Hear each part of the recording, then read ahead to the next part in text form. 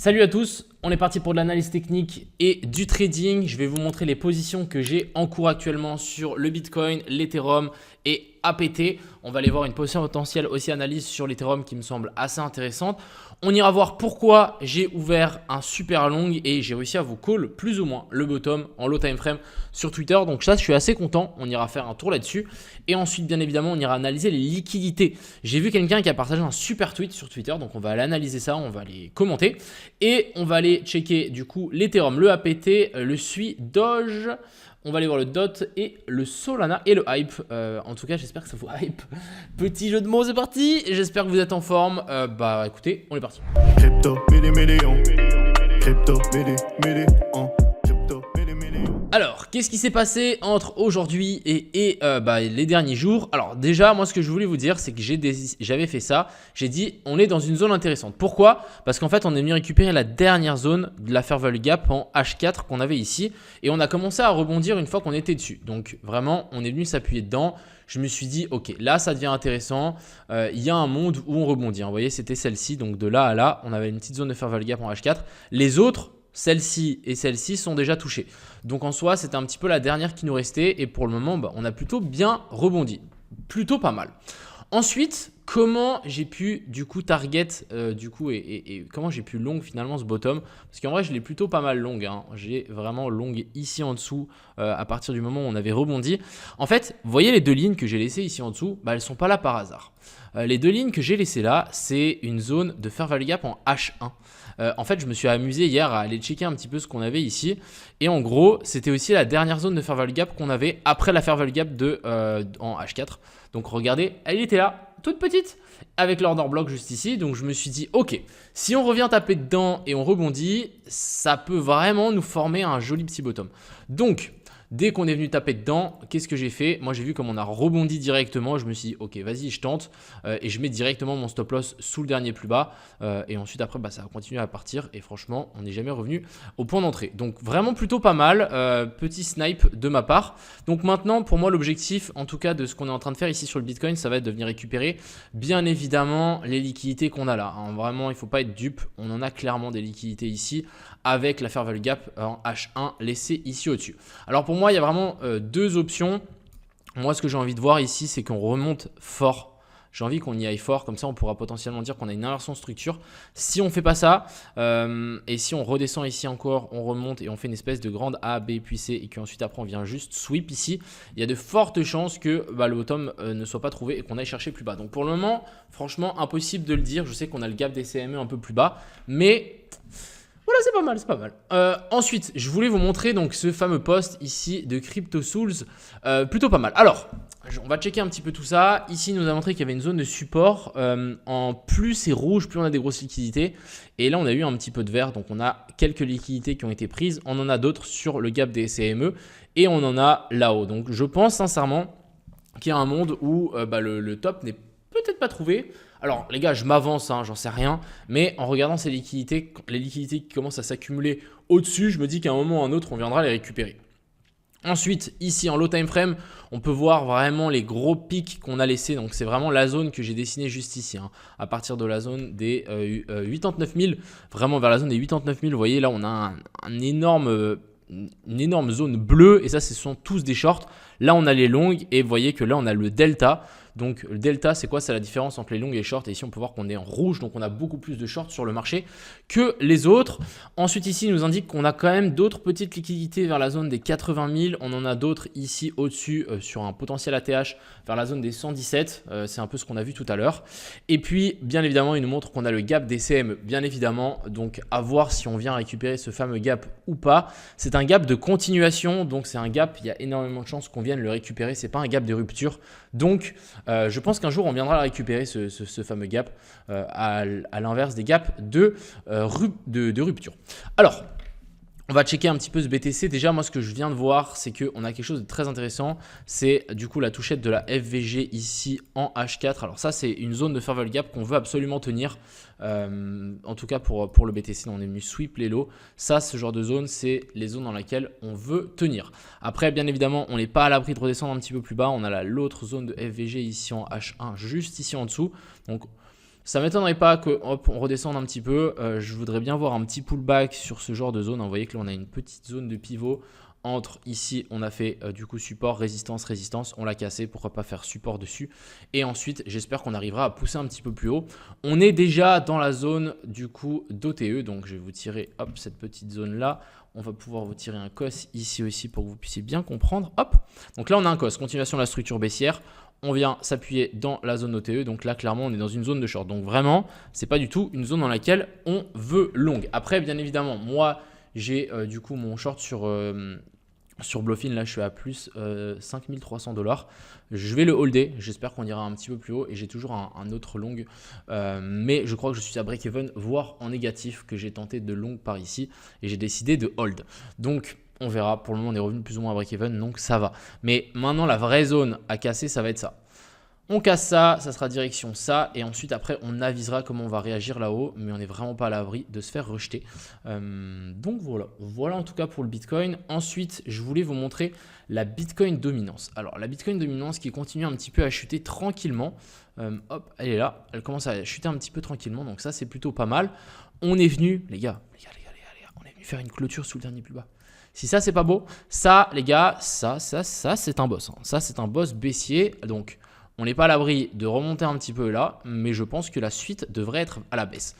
Comme je vous avais dessiné avec ces marteaux, je pense sincèrement que là, on est en train de créer un joli top et que la suite des événements va se faire à la baisse. Donc, c'est super pour nos alts. Après, encore une fois, il y a quelqu'un qui a dit « Ah, c'est super, imagine le Bitcoin chute, mais les alts pas et c'est ça notre alt season. » Parce que oui, quand le Bitcoin chute tout seul, on a la Bitcoin dominance qui chute tout seul parce que les alts tiennent. Bon, pour le moment, c'est pas le cas, mais il y a eu ça pendant quelques heures et c'était assez drôle parce qu'il y a tout le monde qui disait ça sur Twitter en mode « Oh les gars, on n'aura jamais notre alt season. » Bon, en fait, on va l'avoir, mais ça va être inversé. Ensuite, du côté de l'Ethereum. Alors, l'Ethereum, on est revenu sweep la mèche. Donc, moi, j'ai toujours mon ordre. Donc, je suis vraiment à break-even pour le coup ici sur mon ordre pour Ethereum.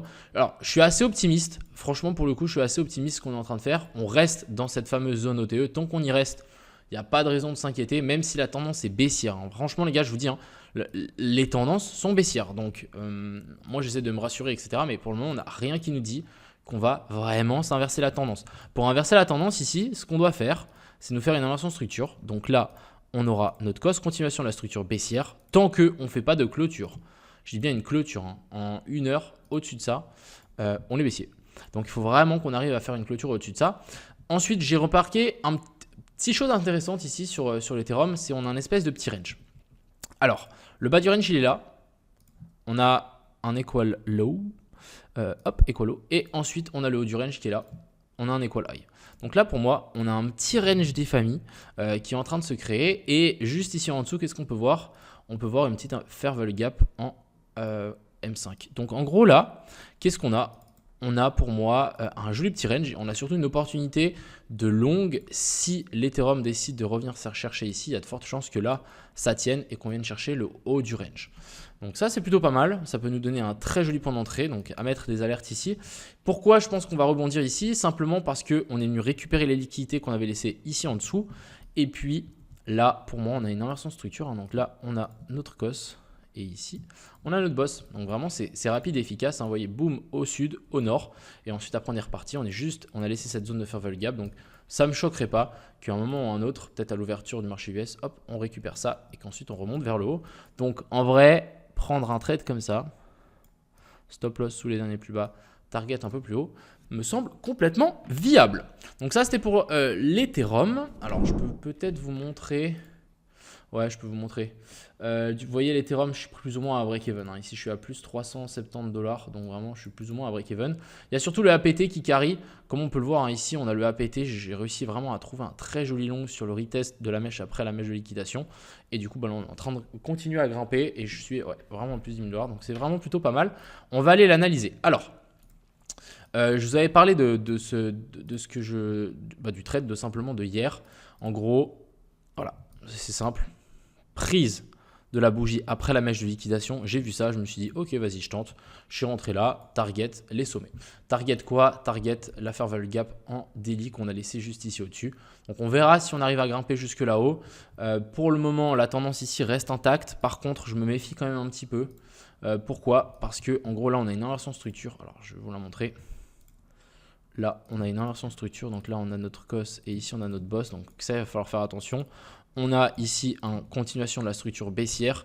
Et là, on arrive vraiment dans la zone OTE. Donc en vrai, ce n'est pas forcément le meilleur moment pour long. On verra si on arrive à casser cette zone-là.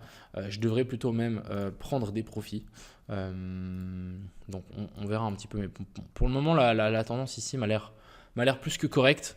Donc pas besoin de s'inquiéter. Alors, ensuite, on continue. On va aller voir le SUI. Alors le SUI, il est plus ou moins dans la même optique que le APT. Je vous en ai déjà parlé. Voilà, on est venu sweep tous les lots. Donc toutes les liquidités qu'il y avait au sud, on est venu les récupérer. Et du coup, maintenant, on a les liquidités au nord à potentiellement venir rechercher. Alors, moi, ce que je voulais surtout vous montrer ici, c'est que malheureusement, moi, j'y vois pas grand-chose. Quand on voit ce genre de pattern, je ne sais pas si on va continuer à grimper ou pas. Mais franchement, je vois ça, ça ne me donne pas forcément envie de long. On vient récupérer les highs dans la zone de fair value gap juste ici au-dessus. Franchement, ça peut mieux faire. La charte peut être mieux dessinée, donc ce genre de choses, on s'éloigne. Potentiellement un rebond, mais pas sûr. Ensuite, ici, on a le Doge. Je trouve assez intéressant aussi. On est venu récupérer donc cette mèche-là. Ce genre de choses peuvent clairement marquer des bottoms. Après, est-ce qu'ici en low time frame, on a un bottom? Toujours pas. Donc, méfiance.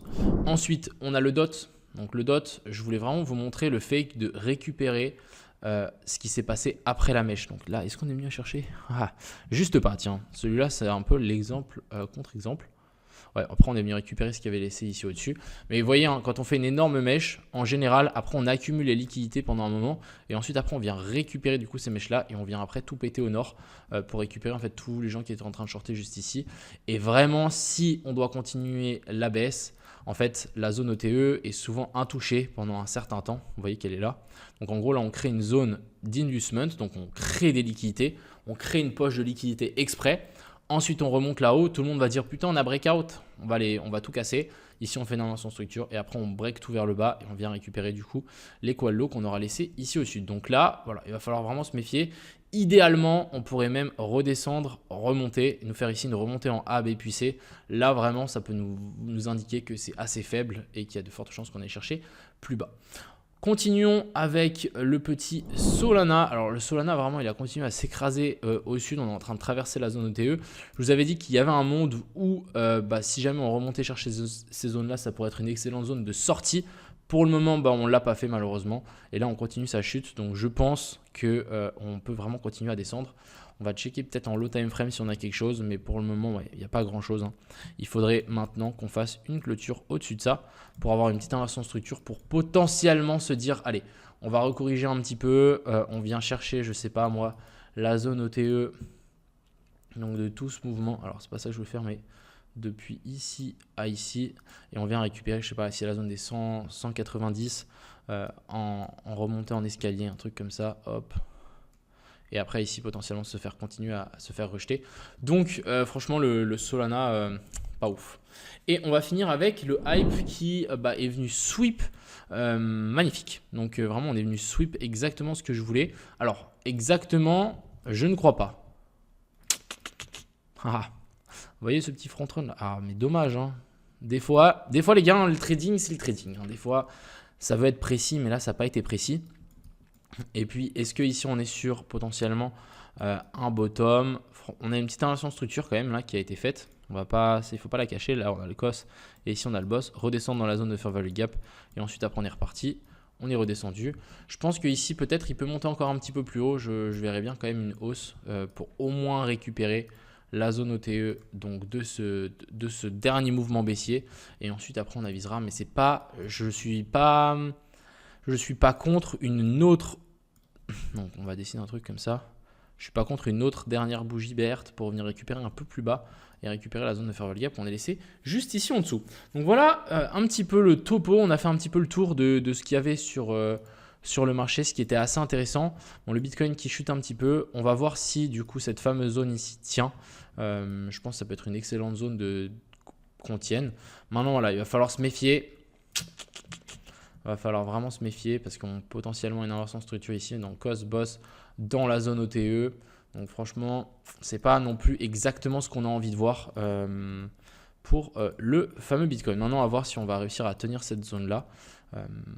Mais pour le moment, la tendance, hein, comme je vous ai dit, reste assez baissière. Et on verra si on arrive à avoir notre entrée sur du coup l'Ethereum. Sur ce, les gars, je vous souhaite à tous une agréable fin de journée. C'était Crypto Millions, c'était les petites analyses. J'espère que vous avez appris quelque chose. Je vous souhaite à tous une excellente soirée. À plus. Ciao.